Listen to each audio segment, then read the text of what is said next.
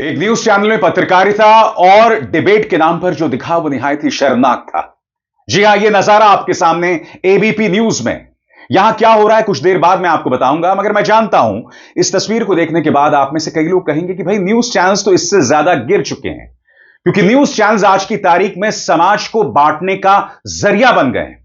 मगर आपको समझना पड़ेगा, रोज इस तरह की डिबेट्स करके दरअसल न्यूज चैनल्स करते क्या है। एक तरफ कुछ भगवाधारी खड़े हुए हैं और दूसरी तरफ कुछ महिलाएं हैं, और इनमें से फिर कुछ महिलाएं चलकर आती हैं और गाली गलौज शुरू हो जाती है।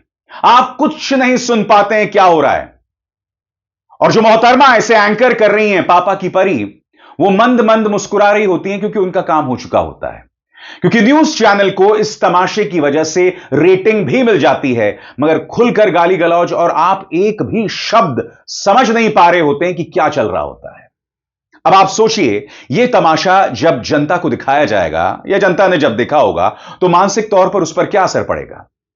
एक तरफ ये न्यूज चैनल्स रेडियो रवांडा बने हुए हैं, समाज को बांटने की काम कर रहे हैं, हिंदू मुस्लिम कर रहे हैं, जहर का प्रचार प्रसार कर रहे हैं, और दूसरी तरफ इस तरह का शोर शराबा।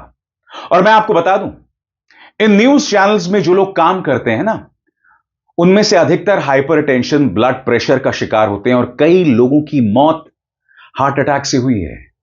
इनमें से ऐसे कई लोगों को मैं जानता हूं। क्यों? क्योंकि इन न्यूज चैनल्स में जो माहौल होता है वो बद से बदतर होता है, जहां बॉस अपने जूनियर्स पर चिल्ला रहा होता है। हालांकि जिस न्यूज चैनल को आप यहां देख रहे हैं, यहां मैं काम कर चुका हूं, और जब तक मैं वहां काम कर रहा था, उस वक्त जो मैनेजमेंट था उसने चैनल के अंदर ऐसा माहौल बनाया हुआ था कि लोग एक दूसरे पर चिल्लाते नहीं थे। मगर अब मुझे कई लोग बताते हैं कि माहौल बदल गया है। इस चैनल और अन्य हिंदी न्यूज चैनल्स में माहौल में कोई फर्क नहीं है। वही जूतम पैजार, वही गाली गलौज, और सिर्फ स्क्रीन पर नहीं, स्क्रीन के पीछे, संस्था के अंदर भी। मगर बहुत जरूरी हो जाता है कि आप इस चैनल का एक छोटा सा अंश देखें, कि देखिए किस तरह से कुछ महिलाएं सामने चलकर आती हैं, और यह सब हो रहा है पत्रकारिता के नाम पर। समर्थन करके आप लोगों ने करवाया है।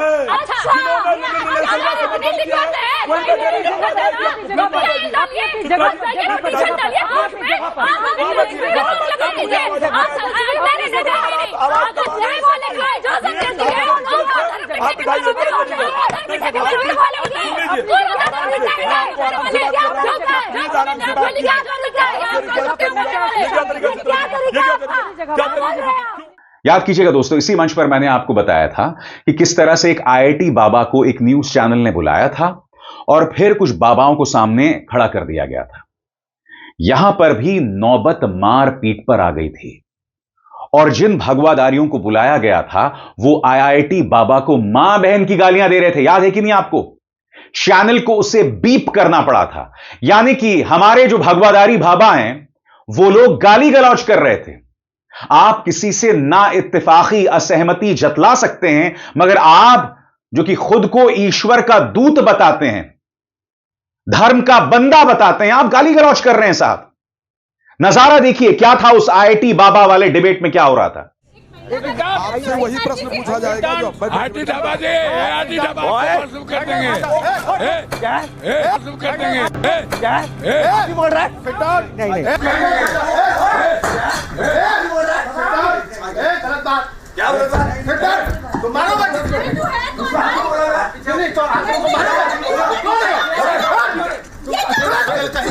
पूरे सनातन धर्म को बदनाम कर रखे हो। और पाकिस्तान का एजेंट है ये पाकिस्तान का एजेंट है, पूरा सनातन धर्म को बदनाम कर रहा है। बातें करोगे रोड पर। और ऐसा कई बार हुआ है दोस्तों। मैं आपको ये तस्वीरें क्यों बता रहा हूं? क्योंकि ये सब धर्म के नाम पर हो रहा है। ये लोग सब हमारे हिंदू धर्म को बदनाम कर रहे हैं। जो लोग इस तरह की हरकतें करते हैं, इनका मेरे हिंदू धर्म से कोई लेना देना नहीं है, कोई लेना देना नहीं है। हर गुजरते दिन के साथ अंतरराष्ट्रीय मंच के लिए ये लोग मेरे धर्म को बदनाम करने के अलावा कुछ नहीं कर रहे हैं। मेरा खून खौलता है इस तरह की तस्वीरें देखकर। याद है आपको, बहुत पहले एक वो बिग बॉस में एक बाबा गया था, स्वामी ओम शायद उनका नाम था। इस टेलीविजन चैनल में वो डिबेट हुआ था और यहां पर भी जूतम पैजार शुरू हो गई। कुछ दिनों बाद इनकी मौत हो गई थी। अब जाहिर सी बात है, जब वो इस तरह के डिबेट्स में जाएंगे, जब आप अपने मन में इतनी नफरत रखेंगे, तो आप हाइपरटेंशन का शिकार होंगे। परिणाम आपके सामने हैं। और सबसे बड़ी बात आपको याद होगा दोस्तों, इसी मंच में मैंने पर्दाफाश किया था कि स्वतंत्रता दिवस की पूर्व संध्या पर आज तक ने एक ऐसा कार्यक्रम चलाया था जिसमें कहा गया था कि भाई 4 करोड़ में से सिर्फ 96 लाख मुसलमान वहां गए। यानी कि स्वतंत्रता दिवस के पूर्व संध्या पर भी आप हिंदू मुस्लिम कर रहे हो, बांटो काटो कर रहे हो। उसकी मैं चर्चा करूंगा, मगर मैं आपको हिपोक्रेसी की या दोहरे मापदंड की या दोहरे चरित्र की एक मिसाल दिखाना चाहता हूं। आप देखिएगा, भाजपा का प्रवक्ता है, वो राहुल गांधी का मजाक बना रहा है, कुछ कविता पढ़ रहा है।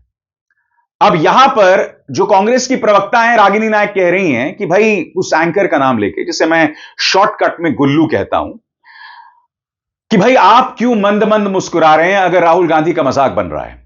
अब एक तो यह वीडियो है, और उसके बाद एक और वीडियो है जहां कांग्रेस प्रवक्ता बहुत ही सामान्य भाषा में बदतमीजी नहीं कर रहे हैं, जिस तरह की बदतमीजी अजय आलोक कर रहा है, और इसका एक इतिहास रहा है, खुद एक्सपोज होता रहता है। इसने अपने बच्चों को यूएस सिटीजन बना दिया है, मगर दूसरों को पाठ पढ़ाता रहता है देशभक्ति का।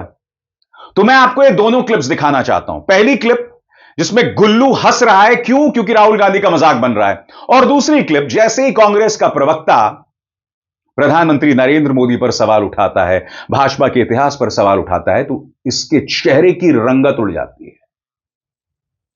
यह हुआ है पिछले 24 घंटे में। देखिए, यह है पत्रकारिता और यह है डिबेट का चेहरा, एक एक करके दोनों। अब थेथर के पिता हो चुके हैं, उनका कुछ नहीं किया जा सकता है। हमारे भारतीय जनता पार्टी के कार्यकर्ता ने थेथर के पिता हो चुके हैं, उन्होंने एक कविता बना के भेजी मुझे। आपको बड़ी खुशी हो गई उन्होंने कविता बना के भेजी। तो जी हाँ, मैं हूँ राहुल से बात करिए। जी हाँ, मैं हूँ, अरे आपकी तारीफ कर रहा हूँ भाई, आपके नेता की तारीफ कर रहा हूँ। जी हाँ, मैं हूँ राहुल। अच्छे शब्दों सुनिए सुनिए, जी हाँ, मैं हूँ राहुल ना। अच्छा ठीक है, सुनिए ना, बहुत अच्छे अच्छे शब्द का प्रयोग करने जा रहा हूँ। अभी बहुत अच्छे शब्दों का प्रयोग करूंगा। रागिनी जी सुनिए तो सही। अच्छा ठीक है, एक एक करके आपके बीच में रागिनी नायक को नहीं बोले। जी हाँ, मैं हूँ राहुल। आप क्यों खुश हुए? उन्होंने थेथराई का पिता बोला तो आप क्यों खुश हो गए? अमीर जी, आप क्यों दोहरा रहे थे? अभी भी मुस्कुरा रहे हैं आप। इतना पक्षपात मत करिए, बिल्कुल ही नया शब्द हो जाए इन्होंने। आपको भी जो बोलना था वो आप भी बोलते हैं। मैं तो मुस्कुरा के डिबेट करता हूँ, गुस्से में थोड़ी डिबेट करता हूँ। मैडम, मोदी जैसा लीडर होता तो विभाजन नहीं हो सकता। ओके, जवाब। ओके, मोदी जैसा लीडर होता तो विभाजन नहीं होता। देखिए अमित जी, मोदी जी जैसा लीडर होता ना तो ये देश आजादी नहीं होता। और आपको याद होगा दोस्तों, ये तो चलिए न्यूज 18 है, अंबानी का न्यूज चैनल है, जाना जाता है नफरत फैलाने को लेकर, एनडीटीवी। हालांकि वो भी अब अडानी का न्यूज चैनल हो गया है। उस चैनल में जाकर ये अजय आलोक, जिसके दोनों बच्चे अमेरिकी नागरिक हैं और दुनिया को यह देशभक्ति का पाठ पढ़ाता है, इसने उस चैनल पर जाकर भी राहुल गांधी के लिए वाहियात शब्दावली का इस्तेमाल किया, जिसे एनडीटीवी को बीप करना पड़ा। मगर जो पत्रकार महोदय थे, उनमें एक बार भी हिम्मत नहीं हुई अजय आलोक को कहने की कि भाई शांत रहिए, इस तरह की बदतमीजी मत कीजिए। कांग्रेस का जो प्रवक्ता था वो बुरी तरह से बौखला गया, नाराज हो गया। नजारा आपके सामने, और चैनल का काम हो गया क्योंकि जूतम पैजार शुरू हो गई। यही ये चैनल चाहते हैं। देखिए अजय आलोक की बदतमीजी और एंकर के दोहरे मापदंड एक बार फिर देखिए। आज सुप्रीम कोर्ट ने हमारे राहुल साहब को सीधे कहा, राहुल साहब को गांधी ने, अब इसमें भी कोई कंट्रोवर्सी नहीं होनी। अब एक ये देखिए, ये जुबान संभालिए, आप जुबान संभालिए, जुबान संभालिए।